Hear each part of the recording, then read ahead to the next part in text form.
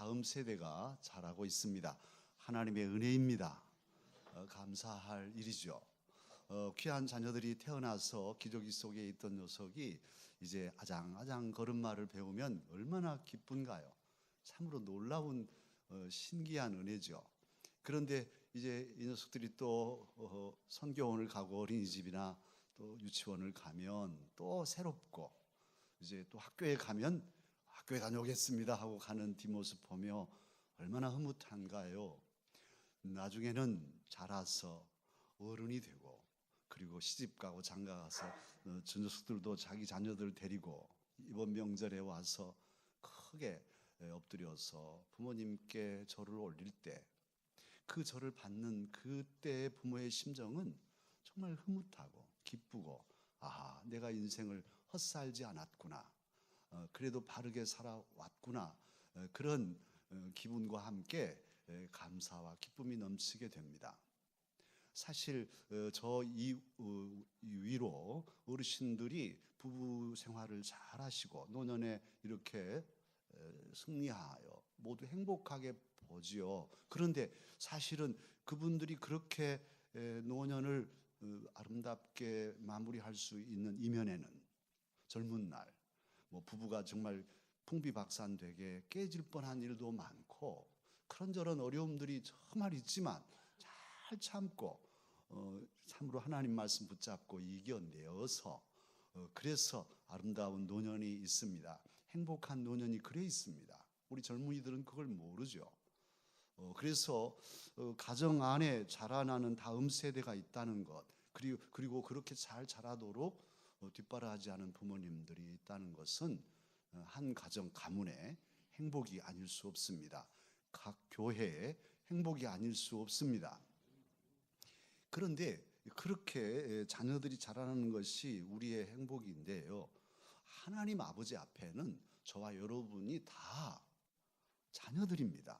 그래서 하나님께서도 우리 자녀들이 아장아장 걷다가 이제 기저귀 빼고 또 학교 다니고 또 성숙해서 전도도 해가지고 하나님하고 또 영혼의 생산을 하고 이렇게 하는 모습을 보시면 너무 기쁜 거예요. 그리고 또 하나님 앞에 우리도 큰 절을 올릴 때 하나님께서도 절을 받으시며 참 고맙다 이러시지 않겠어요? 그렇게 큰 절을 올리는 게 뭐냐 하면 예배예요. 예배란 그 단어의 뜻 안에는 크게 절을 하다 하는 그런 아바드라는 히브리어에는 그렇게 절한다는 뜻이 들어 있어요. 오늘 저와 여러분은 하나님께 지금 세배 올리고 있습니다. 아, 다 자라서 예배도 하고 고맙다 이러실 거라고요. 그런데 오늘 하나님 말씀을 보면 주님은 바울 사도님을 통해서 우리 인간들을 세 부류로 구분하고 계셔요. 첫 번째 부류는 우리가 읽지는 않았는데요, 고린도전서 2장 14절에 나오는 육에 속한 사람입니다. 이 육에 속한 사람은 다른 영어 번역으로 보면 자연인이라고 번역한 성경도 있고, NIV에는 성령 없이 사는 사람.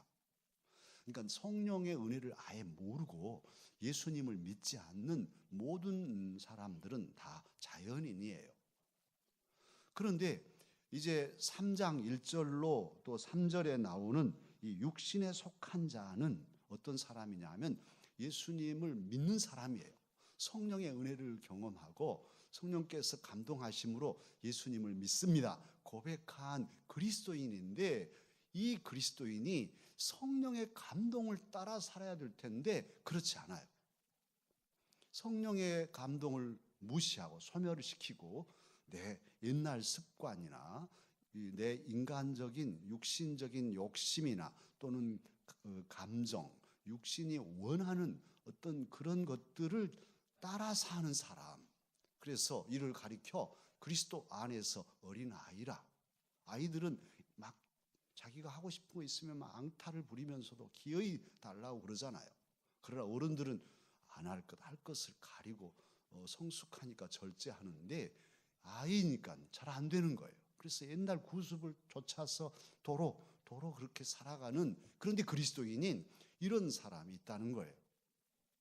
그리고 또 한 부류는 2장 15절에 나오고 3장 1절에 나오는 신령한 사람입니다. 이 사람은 성령에 속한 사람이에요. 성숙한 그리스도인으로서 저와 여러분이 다 이상으로 생각하고 본받고 이루어야 할 우리의 목표이기도 합니다. 이 사람을 가리켜서 오늘 고린도전서 2장 6절에서는 온전한 사람이라고 말하고 있습니다. 도덕적으로, 정신적으로, 영적으로 어른이다, 어른스러운 사람을 말하자면 온전한 사람, 신령한 사람, 영에 속한 그리스도인이라고 그렇게 말씀하고 있습니다. 사람들의 판단에 치우치지 아니하고 성령께서 일깨워 주시는 것으로 시대를 분별하고 사건 사고를 분별하고 사람들을 분별하면서 바른 신앙길을 가는 사람을 말하지요. 그는 육신의 이끌, 본능적이거나 또는 육신이 좋아하거나 옛 구습을 그렇게 따라가지 아니하고 성령께서 이끄시는 대로 순종하는, 성령이 감동하시면 아무리 하기 싫어도 성령께서 자꾸 말씀하시면 예 하고 따라가고, 아무리 하고 싶어도 성령께서 아니다 막으시면 또 물리치고, 이렇게 순종하며 사는 사람이 신령한 사람, 성숙한 그리스도인입니다. 특히 늘 말씀을 드리는데 여러분 또 잊어버릴 수 있어요. 성령을 의식하고 의지하자고 이렇게 늘 말씀을 드리는데 우리 안에 이미 성령님께서 하나님의 영이 계십니다. 그러기에 이 성령님을 의식하고 성령님을 앞서지 않는, 내가 내 생각으로 내 감정으로 그거 쉬어, 그건 이렇게 하면 돼 하고 판단하기 이전에 성령님 어떻게 할까요? 성령님 이 문제는 내게 많이 짐이 됩니다. 성령님 어떻게 하면 좋겠습니까? 묻고 성령을 앞서지 않는, 성령님을 의지하고 성령님께서 이끄신 대로 가려고 하는 이러한 태도를 지닌 사람, 그리고 그것이 생활화되어 있는 사람이 바로 어른스러운 그리스도인, 영에 속한 사람, 신령한 사람입니다. 사랑하는 강서가족 여러분, 우리 주님께서는 오늘 바울 사도님을 통해서 이 성숙에 대한 말씀을 하시는데 왜 우리는 성숙해야 할까요? 사과가 있습니다. 제가 군대에 있을 때 제 선임이 대구 경북대 출신이었는데 한번 휴가 갔다 오더니 사과를 가져왔어요. 대구의 사과, 대구 그 부사 말이죠. 정말 지금도 몇십 년이 지나서도 그 맛이 잊혀지지 않아요. 지금은 이제 과일들이 다 달라져서 품종도 달라졌겠지만요. 어쨌든 사과가 있다고 할 때 잘 익지 않은 풋사과는 아무리 먹어도 그 단맛이 없어요. 맛이 없습니다. 더 한 걸음 더 선명하게 알 수 있는 건 감이죠. 단감, 그 홍시, 그리고 곶감 얼마나 답니까? 그런데 그런 감도 생감, 땡감일 때 이걸 씹으면 떫어서 그냥 다 뱉어버리고 말 겁니다. 익지 않으면 재구실을 할 수가 없어요. 그리고 먹는 이들에게 기쁨을 줄 수 없죠. 신앙도 마찬가지입니다. 저와 여러분이 그리스도인인데 잘 성숙하지 못하면 땡감처럼 많은 사람들에게 아픔을 줄 수 있어요. 하나님께서 우리에게 가정이라는 천국을 주셨습니다. 행복하라고. 정말 모두 가정 안에서 서로 위로하고 사랑하고 용서하고 행복하게 살 공동체가 가정이잖아요. 에덴 동산에 만들어주신 제도니까. 그리고 조금 더 크게는 교회라는 것을 이 세상 안에 주셨어요. 천국의 모델하우스로. 그러니까 가정생활, 교회생활은 정말 기쁘고 즐겁고 행복한 그런 생활이 돼야 되는데 나 한 사람이 성숙하지 못한 그리스도인이 되면 가정을 지옥을 만들 수 있어요. 가장이 성숙하지 못하면 자식들이 저녁이 오는 게 무서워서 집에 가서 아빠의 폭행, 폭력 이런 것들 때문에 막 치를 떨고 가출하고, 아내가, 엄마가 성숙하지 못하면 그 가정 집안 살림이 엉망진창이 되고 그런 거예요. 또한 성숙하지 못한 사람이 교회를 이끌게 되면, 교회 지도자들이 되고 요소에서 주님을 섬긴다고 일하게 되면 여기저기 좌충우돌하고 다들 상처를 주기 일상입니다. 그러기에 주님께서는, 하나님 아버지께서는 자녀인 저와 여러분이 성숙한 그리스도인 되기를 간절히 원하십니다. 기저귀 차고는 무엇도 할 수 없어요. 아니, 기저귀 차고 뭘 하겠어요? 기저귀 찬 아이들은 100% 모든 것을 다 공급해 줘야 합니다. 그래서 살려내는 것이지요. 그런데 아니, 자라고 자라야 할 녀석이 계속 기저귀만 차고 있으면 이건 정말 무슨 기쁨이 되겠습니까? 걱정과 근심거리가 되지 않을 수 없습니다. 자라나야 제 구실을 하고 제 몫을 할 수 있어요. 사랑하는 강서 가족 여러분, 우리의 신앙생활이 10년, 20년, 심지어는 30년, 40년, 50년, 60년 되는데요, 아직도 기저귀 차고 50년 전이나 30년 전이나 똑같은 생각하고 똑같은 말하고 모든 마음 씀씀이 이런 것들이 똑같다면 문제죠. 아니, 세상에 저 산속에 들어가서 삼각산 굴 속에서 한 50년 도를 통하고 나면 아마 공중부양도 할지 몰라요. 그런데 우리가 신앙생활을 한 지 수십 년인데도 그 인격적인 것이나 생각하는 것, 남을 배려하는 것이나 주님을 섬기는 일에 전혀 변화가 없다면 이게 뭐냔 말이에요. 하나님 아버지께서는 얼마나 슬퍼하시겠어요. 정말 너희들이 자라기를 간절히 바란다마는 10년이 지나도 20년이 지나도 그 자리냐 기저귀 차고 있느냐 이러시지 않겠어요? 삶은 두 번 살 수 없습니다. 저는 아주 이걸 제가 젊어서 죽을 뻔했기 때문에 살아있는 게 기저귀에 하나님 은혜로 사는 것이어서 인생은 한 번뿐이야. 언제 부르실지 모르잖아요.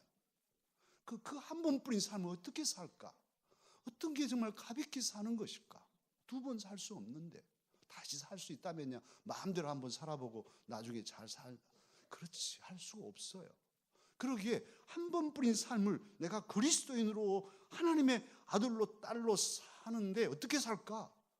지금 이대로 기저귀 차고 항상 그 모양으로 아무것도 재구실을 못하고 하나님 앞에 언젠가 다 우리가 가잖아요. 다 갔을 때 저 구석진 곳에서 기저귀 물고 하나님 저는 기저귀 차다가 이제 왔어요, 이렇게 해야 되겠습니까? 아니면 기저귀 벗고 그래도 뭐 심부름이라도 좀 하다가 하나님 앞에 하나님 그래도 저는 심부름이라도 잘했죠 하고 하나님을 배울 수 있어야 되지 않겠어요? 하나님을 기쁘시게 하면 내가 행복한 거예요. 그것이 인간의 하나님이 지어놓은 원리입니다. 사람의 제일 되는 목적이 무엇입니까? 하나님께 영광을 돌리고 영원히 그를 즐거워하는 것, 이것이 목적이에요. 그러기에 우리가 성숙해서 하나님을 기쁘시게 살아가면 내가 기쁘고 내 삶이 하나님의 은혜로 복을 주셔서 행복하게 됩니다. 어떻습니까? 한 번 뿌린 삶을 여러분 기저귀 차고 신앙생활 하실랍니까? 아니면 그래도 뭐라도 정말 하나님께 드리면서, 아까 우리 윤장로님 기도하셨지만 뭔가라도 하나님을 기쁘시게 하며 성숙한 모습으로 살다가 하나님 배우실랍니까? 그러면 성숙의 기준은 무엇일까요? 무엇이 성숙하다 아니다를 판가름할까요? 이건 이제 저와 여러분의 척도, 오늘 내 신앙 그러면 성숙한가? 한번 따져볼 수 있는 기준이 되겠습니다. 그 기준을 한번 살펴보십시다. 우리들이 쉽게 착각하는 경우가 있어요. 그것은 나의 신앙의 성숙은 신앙의 연륜이다, 이렇게 생각할 수 있어요. 다른 사람 볼 때도 야, 저분은 신앙생활을 어려서부터 하셔서 수십 년을 하셨어, 그러니까 아주 신앙이 좋으실 거야, 이런 착각을 우리가 할 수 있단 말이에요. 수십 년을 믿었어도 하나도 성숙하지 못한 채 삶을 살아가는 분들이 적지 않아요. 말도 생각도 행동도 그냥 하나도 성숙하지 못한 똑같은 모습으로 살아가는 경우가 있단 말이에요. 또 우리가 착각하는 것이 많이 배운 사람, 지식이 많은 사람이나 또 가진 게 많으신 분들이 또 신앙이 좋을 수 있어 이렇게 판단할 수 있는데 그것도 판단 기준이 되지 못합니다. 또 우리가 하기 쉬운 정말 착각하기 쉬운 게 있는데 직분이에요. 저분은 목사니까 신앙이 아주 좋겠지, 성숙한 신앙인이겠지. 장로님들이면 뭐 정말 훌륭한 신앙인일 거야. 권사님, 안수집사님 정도면 정말 신앙이 좋을 거야. 이렇게 판단할 수 있는데 이것도 착각이에요. 그 직분 자체가 우리를 성숙하게 해주지 않기 때문에 그래서 실망하고 교회에 왔다가 무슨 누구 중직들에게 상처받았다고 교회를 떠나는 경우도 없지 않은 것이 그런 이유 때문이죠. 또 우리가 착각할 수 있는 게 이건 정말 진짜로 착각할 수 있는 것이 뭐냐 하면 은사예요. 어떤 분이 막 손 얹기만 하면 환자가 그 자리에서 벌떡 일어나고 할렐루야 춤추고 이런 병 고치는 은사나 바라만 봐도 그냥 투시해가지고 쫙 지난날 저분 저렇게 옛날에 이렇게 살았구만 하고 다 알아내는 이런 투시의 은사를 가졌다면 믿음이 좋고 성숙한 그리스도인일까요? 그렇지 않아요. 은사는 성령께서 하나님의 일을 하라고 주신 도구일 뿐이지 이것이 내 인격을 변화시키는데 무슨 어떤 간음이 된다든지 내 영적으로 하나님 앞에서 성숙한 그리스도인이 되는데 이걸 가지고 판단할 이유는 없어요. 오히려 이런 은사를 잘못 써가지고 교회를 어지럽히고 사람들을 망가뜨리는 경우도 적지 않습니다. 이건 우리의 성숙의 기준이 아니에요. 그러면 도대체 우리가 뭘로 내가 성숙한 그리스도인가 아닌가를 가늠할 수 있겠습니까? 여러 가지 방법들이 있겠지만 오늘 본문에 말씀하고 있는 것만 우리가 살피기로 합니다. 오늘 말씀을 보면 2절에 말씀이 뭐냐 하면 하나님의 말씀을 어떻게 먹느냐, 젖을 먹는 사람이냐 밥을 먹는 사람이냐, 말씀을 비유로 한 것이죠. 밥 같은 딱딱한 그런 말씀을 받아 먹는 사람이냐 아니면 그냥 부드러운 젖 같은 말씀만 받아들이는 사람이냐에 따라서 성숙하다 아니다 이렇게 구분할 수 있어요. 하나님 말씀에는 정말 사랑이고 기쁘고 좋고 복이고 아주 이런 말씀들이 많지요. 그런데 그 이면에는 너희들이 말씀을 안 들으면 죽을 거야, 저주를 당할 거다, 망할 것이다, 막 이런 말씀도 있어요. 이런 말씀을 들으면 목사님이 무슨 나하고 억한 감정이 있나? 나 들으라고 그러나? 막 이렇게 말씀을 안 받을 수 있잖아요. 저도 될 수 있으면 은혜로운 말씀을 전하려고 애를 씁니다만 하나님 말씀 중에는 우리가 받으면 아프고 들으면 막 따끔따끔하고 몸이 막 괴로워지는 이런 말씀도 있어요. 그런데 성숙한 그리스도인은 그런 말씀도 아멘으로 받을 수 있을 때 그는 성숙합니다. 사실 하나님의 말씀을 잘 보면요, 저주의 말씀이어도 우리가 새해 들어서 예레미야서를 읽고 예레미야 예가를 읽고 지금 에스겔서를 읽고 있습니다.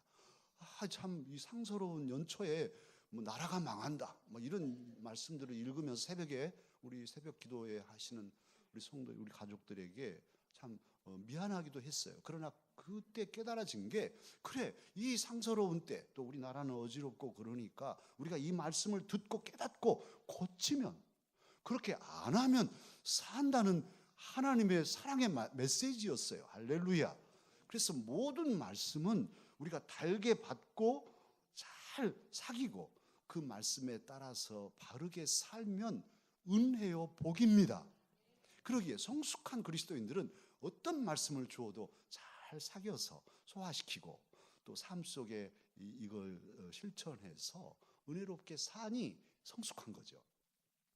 그런데 성숙하지 못한 사람들은 그런 말씀이 주어지면 못 듣는 겁니다. 그냥 예배 드리다가 뛰쳐나가기도 하고, 그리고 아예 그냥 교회를 떠나기도 하고, 이런 건 아직 성숙하지 못하니까 그런 것이죠.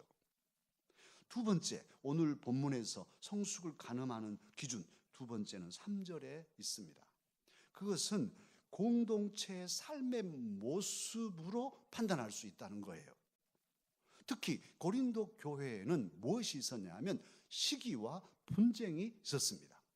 아니, 같이 할렐루야 찬송하고 예배드리고 서로 봉사하고 서로 살아가는데 그 사람들 중에 뭐야, 저 집사 나보다 더 뭐 잘났다고 뭐 이렇게 서로 시기하고 서로 분쟁, 서로 다퉜어요.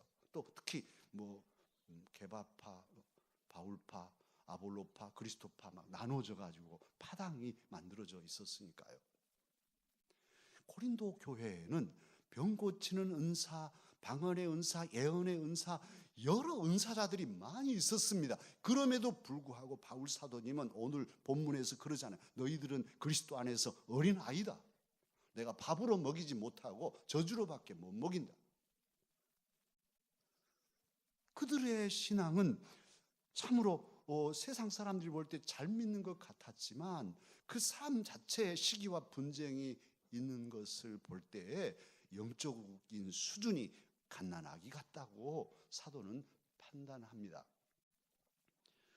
사랑하는 강서 가족 여러분, 저와 여러분은 어떤 수준인가요?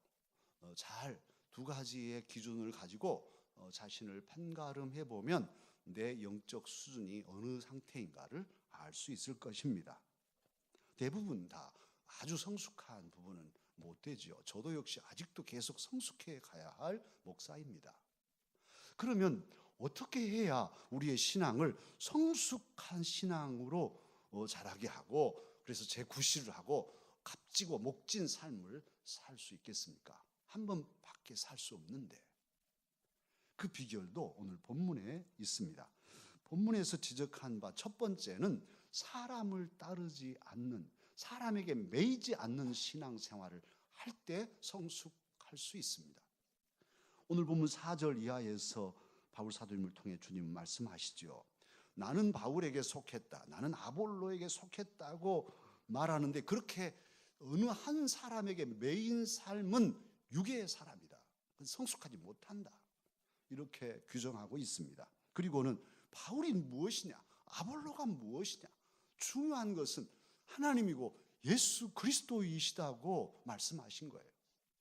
제가 여러분에게 저 달을 보십시오. 어젯밤 보름달, 오늘 밤도 괜찮을 텐데 달이 참 둥글고 좋습니다 하고 손가락으로 가리키니까 여러분들은 달은 안 보고 아이고 목사님 손에 반지도 없고 손이 좀 뭐 빼짝 마르고 그런 것 같아, 뭐 이렇게 생각하고 손가락만 바라보고 있으면 이게 얼마나 어처구니 없는 일입니까?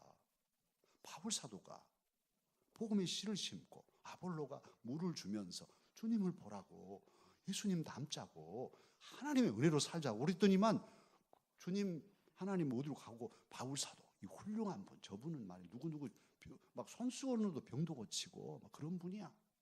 나는 바울파야. 아볼로 저분 학식도 많고 얼마나 말씀을 잘 가르치는지 저분이 우리의 스승이야 하고 거기 따라가. 예수님은 어디 가고 없어요.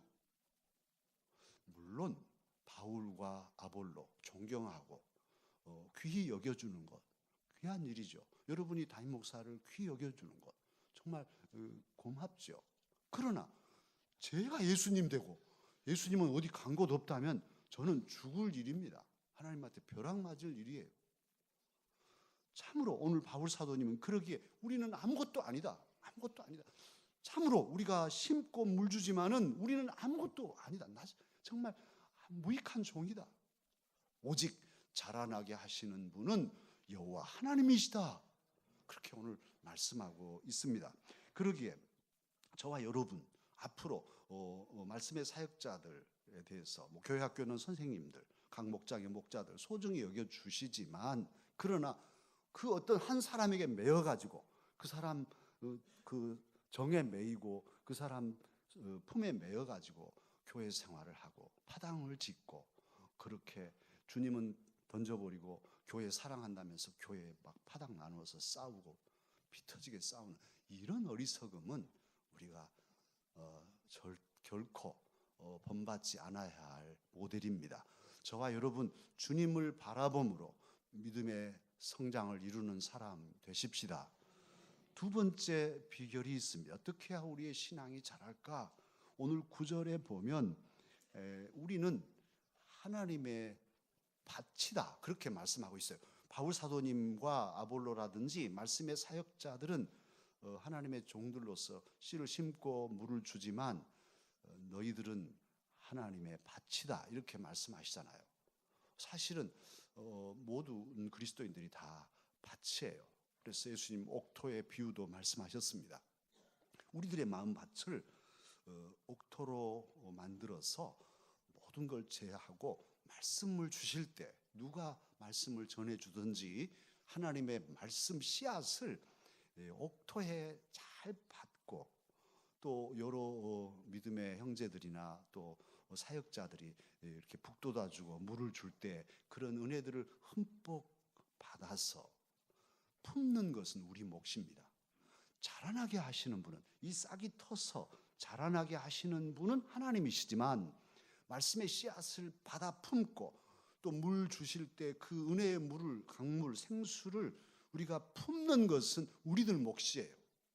저를 통해서 아무리 말씀을 전해드려도 그냥 졸고 계시거나 가세요 하고 말씀 보내버리시거나 마음에 한 톨도 말씀이 남아있지 않으면 언제 싹이 터서 자라겠습니까? 저는 이 강단이 천국의 문지방이 되어서 생수가 솟구치는, 그래서 매 순간 말씀 전할 때마다 우리 모든 성도들, 우리 강사족들의 심령에 생명의 물이 강물처럼 흘러넘치게 해주십시오, 늘 기도합니다. 그리고 말씀을 전할 때마다 이 말씀이 우리 성도들에게 어떤 유익이 있는가, 이걸 놓치지 않으려고 그래요. 잘하는 설교, 우리 설교학에서 잘하는 설교가 중요한 게 아니에요. 참 누구 설교 잘하대, 이건 아무 상관없어요. 여러분의 삶에 유익이 돼야 돼요. 유익이. 저는 죽을 쓰더라도 그 말씀 내게 은혜네 하고 꽉 붙잡을 그 말씀이 있어야 설교인 거예요. 그러기에 간절하게 말씀을 전합니다만, 저도 또 같이 옥토를 만들어서 설교하면서도 이 말씀을 여러분 잘하세요 이게 아니고 저도 받는 거예요. 저도 이 말씀 씨앗을 받고 저도 생수의 물을 마시고 저도 성장해야 되니까 그렇게 함께 받는데요. 하나님의 말씀을 그렇게 잘 듣고 말씀에 귀를 기울이고, 그러기에 예배를 잘 드려야 돼요. 예배가 찬양과 기도와 하나님께 드림과 받는 모든 게 종합적으로 이루어지는 장인데, 이 예배가 소홀히 되면 참으로 우리의 믿음은 자라지 않고 시들어서 죽을 수밖에 없어요.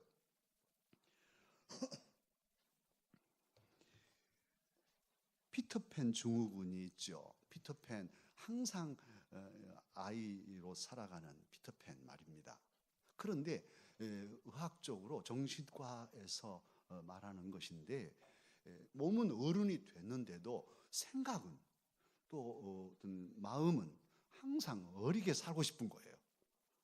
그걸 피터팬 증후군이라 합니다. 그러니까 겉만 어른이지 행동하거나 모든 걸 철없는 어린이와 똑같은 그런 철없이 살아가는, 그렇게 편하게 살고 싶어하는 그런 삶, 이게 피터팬 증후군이에요. 만약에 저는 생각해 봅니다. 우리가 길러내는 자녀들, 손주들이 지금 귀엽지요. 너무너무 예쁘고 저도 너무 귀여워요. 너무 사랑스럽고 절제하는데도 이게 절제를 넘어설 때가 있어요. 참 이게 그런 거구나 싶은데, 그런데 이 귀한 자녀 손들이 10년 후에도 똑같아. 다른 친구들은 다 시집가고 장가가는데도 항상 엄마, 아빠, 아이고 이건 지옥이지. 그런 손주라면, 그런 아들, 딸이라면 이거 아주 근심덩어리일 거예요, 잘하지 않으면. 그런데 우리 하나님 마찬가지입니다. 세상에 10년 신앙생활하고 20년 신앙생활 했는데 기저귀 차고 하나님 주세요. 이렇게만 살아가고 있다면 얼마나 하나님께서 답답하시겠습니까? 그래도 좀 걸음마도 배우고, 그래도 어디 얘야 좀 달걀 사와라. 그러면 요즘에 달걀 비싸지만 예 하고 어디 가게 가서 달걀이라도 한 줄 사올 수 있는, 심부름이라도 할 수 있는 그리스도인으로 자라가야 되지 않겠습니까?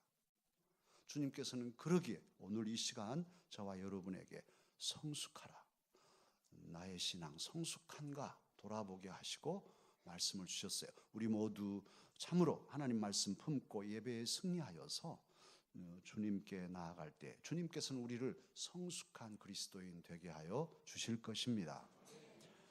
기도하겠습니다. 은혜로우신 아버지 하나님, 저희들을 사랑하시고